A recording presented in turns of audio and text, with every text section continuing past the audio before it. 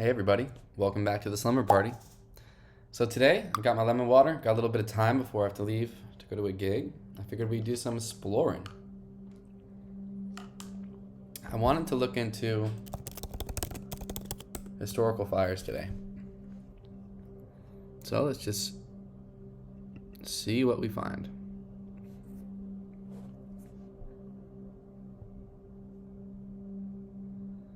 Seven fires that changed history.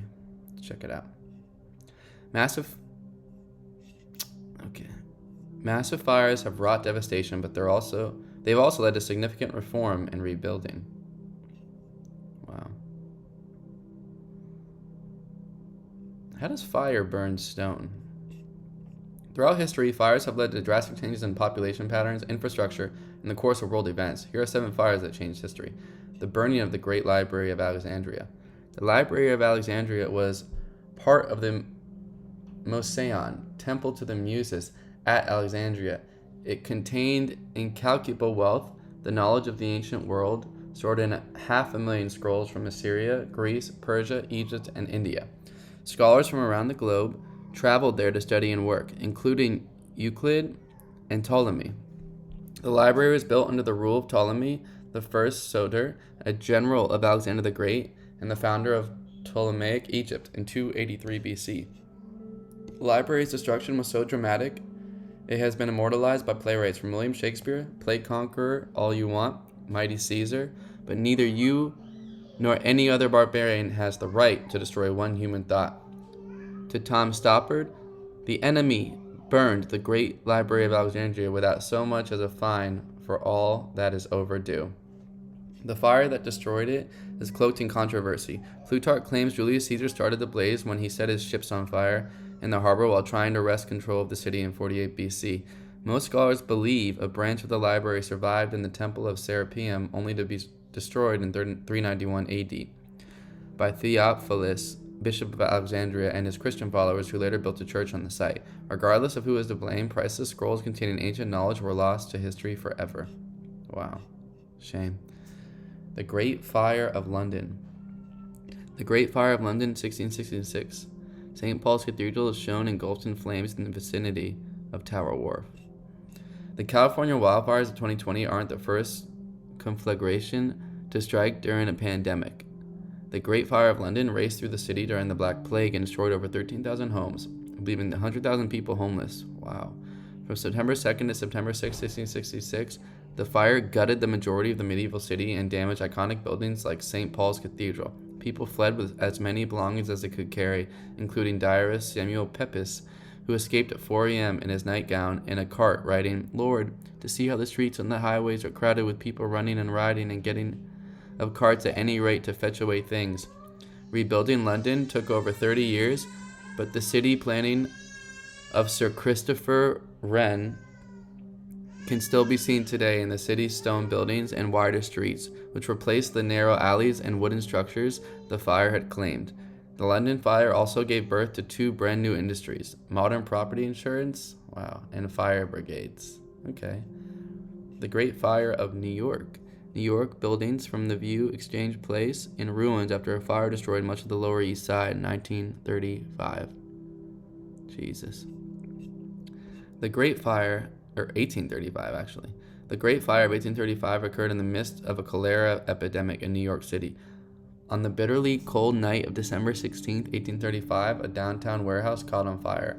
Strong winds fanned the flames, leveling over 17 city blocks and setting part of the frozen East River on fire as turpentine leaked from storehouses onto the water. The city's water supply was woefully inadequate for slowing the destruction. New York City's population had grown 60% in the past decade thanks to robust trade along the Erie Canal, and access to proper sanitation and clean water was lacking. From the ashes rose innovation, the building of the Croton Aqueduct in May 1837. It brought in 12 million gallons a day, which gave firemen what they needed to fight flames and delivered a pure source to homeowners and businesses, something desperately required in a city battling persistent pandemic. Says Don Levy, author of the forthcoming Manhattan Phoenix. It revolutionized American water systems and became a training ground for a whole generation of American engineers who would go on to create the nation's aqueducts, railroads, and canals. The Great Chicago Fire. A view of downtown Chicago in the aftermath of the Great Chicago Fire. Wow. Look at all these buildings. The Great Chicago Fire lasted from October 8th to October 10th, 1871. It left 300 people dead and over 90,000 homeless. Wow. A third of the city was destroyed. Since Chicago is at the center of the nation's telegraphic network, which was recently linked to Europe, the Great Fire was the first instantaneous international news event. This is Carl S. Smith, author of Chicago's Great Fire, The Destruction and Resurrection of an Iconic American City. The great rebuilding that occurred in the fire's wake transformed Chicago and made it a new, powerful hub for business. Over $10 million was donated to the community. This was soon accompanied by a great deal of capital investment, says Smith. Since Chicago's crucial position between the natural resources of the American hinterland and the consumer appetites for grain, meat, and a wide range of other commodities and goods of the East and Europe made its rebuilding a high priority and sound investment for investors. The fire became critical to the image of Chicago as the embodiment of the irresistible force of modernity in America. Triangle Shirtwaist Factory Fire. What's this? The moments that move you. Don't let psoriatic arthritis take them away. Taltz reduces joint pain and stiffness. And for those with plaque psoriasis, Taltz can help achieve... Anyways, well, that's doing that bullshit ad. Triangle Shirtwaist Factory Fire. The Triangle Shirtwaist Factory Fire on March 25th, 1911 killed 146 employees of the Triangle Waste Company, wow, who were trapped in the Ash Building in New York City's Greenwich Village. That's crazy. 146 people died. Let's see what this says. Was a man-made disaster. The Triangle Shirtwaist Factory Fire was a man-made disaster. A tragedy of the industrial age, made all the worse because it could have been prevented. Let me set the scene. New York City, early 20th century. The Triangle Shirtwaist Factory occupied several floors of a Manhattan business building called the Ash Building. It was located just off Washington Square Park, one of the wealthiest neighborhoods in the city. The Triangle Shirtwaist Factory was, by almost any definition, a sweatshop. It was a densely packed place. Some 500 people worked there, and the work schedule was punishing. 11 to 12 hours a day, every day. Most of the people employed at the factory were young immigrant women, teenagers even, who didn't speak English. These women sat at long tables, day in, day out, sewing shirtwaists. Shirtwaists were mass-produced blouses. They resembled men's shirts and were very popular with working women. So here's what happened. March 25th, 1911, Saturday evening, the end of the workday, the work week. A fire started in a bin of cotton scraps, perhaps from a cigarette butt. A manager tried to use a hose to put it out, but the hose valve was rusted shut, and the hose itself was rotted away. The factory floor didn't have a sprinkler system, so the fire spread quickly. People panicked. The building had only one flimsy fire escape, and it wasn't nearly big enough. It collapsed. The building had 4 elevators, but only one was working, and it only held 12 people at a time. It managed to make 4 rescue trips before it broke down. Some desperate workers jumped to their deaths down the elevator shaft. Workers tried to take the stairs, but the exit doors only opened inward, and they were kept locked by factory management. Many people were crushed to death trying to get out. Firefighting technology hadn't caught up to the new tall buildings of a city like New York. The fire hoses and ladders could only reach the 7th floor, 1 floor short of the fire. Dozens of desperate workers jumped out of the windows. They chose to die from the fall instead of the flames. Other workers burned to death or died from smoke inhalation. The whole episode lasted just 18 minutes. Oh my God. 144 people were dead. 2 more died later in the hospital, bringing the death toll to 146.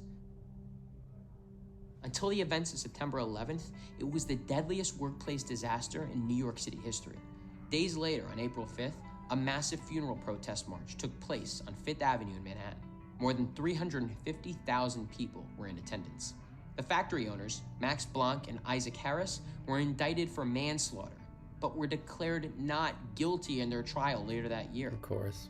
Yet, long after the flames died out, the Triangle Shirtwaist Factory fire served as a cautionary tale that helped to redefine the American industrial workplace. The fire was a key moment in the growth of labor unions, particularly the ILGWU, or International Ladies Garment Workers Union. New York City passed measures including the Sullivan-Hoey Fire Prevention Law, which required sprinkler systems to be installed in all factories. It served as a model for state and national workplace safety codes. These measures made American workers safer, but they were too late for the workers who perished one terrible March day at the Triangle Shirtwaist Factory. Wow, pretty cool.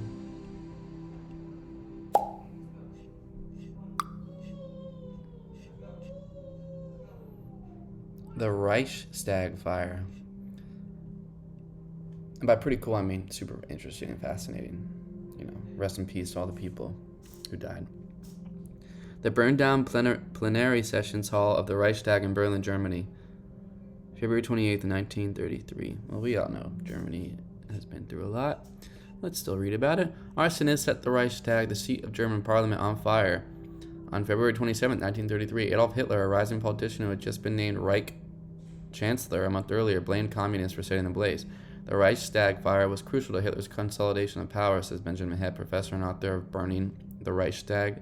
It supplied a pretext for an emergency law known informally as the Reichstag Fire Decree, which tore the democratic Weimar Constitution apart and put an end to freedom of speech and assembly, privacy of the mail, and freedom from arrest without charge. Interesting. So they create a fire which gives them the leverage they need to enact new laws, which takes away people's rights. A bit less well known, but crucially important, is that the decree allowed Hitler's Reich government to take over the government of any of Germany's federal states that wasn't maintaining order. Some of the state governments were in the hands of determined opponents of the Nazis, so this power was critical, Head says. To this day, the identity of the arsonists remains in dispute. Cleveland's Cuyahoga Fire. John D. Rockefeller's first oil refinery was built along a stream that fed into the Cuyahoga, I'm probably butchering that, river. While Rockefeller's Standard Oil was dumping gasoline into the river, it was also being used as Cleveland's sewer. Jesus. The river burned 9 times between 1868 and 1952. That's horrible. The fire that broke out on June 22nd, 1969 was relatively small compared to the previous fires, but with one critical difference. Many rivers were severely polluted during the 1960s, but the Cuyahoga River caught on fire just as the national media began to cover the environment as a serious issue, and just as there was growing national public recognition of the urgent need to protect the environment, says John H. Hartig, Ph.D., Great Lakes Science Policy Advisor, International Association for Great Lakes Research. The Cuyahoga Fire and other environmental disasters like the 1969 Santa Barbara oil spill became national symbols of industrial indifference and the weakness of public regulation. The environmental movement needed a rallying point, and the burning Cuyahoga River became its poster child, said Hartig. Time magazine profiled the Cuyahoga River in the same issue as the moon landing and Ted Kennedy's Chappaquiddick scandal, delivering the story to 8 million readers. The public reaction to the 1969 Cuyahoga River fire helped lead to the creation of the Environmental Protection Agency and critical environmental legislation like the 1970 National Environmental Policy Act, the 1972 Clean Water Act, the 1972 U.S.-Canada Great Lakes Water Quality Agreement, and the 1973 Endangered Species Act. Wow, I wonder about all those acts, what money was put into whose pockets. Interesting. So that's going to wrap it up for this video, guys. Short and sweet. Just a quick little find on historical fires. Smash the like button if you appreciate the content. Comment below places or events you'd like to explore. And subscribe. I'll see you soon. Peace and love.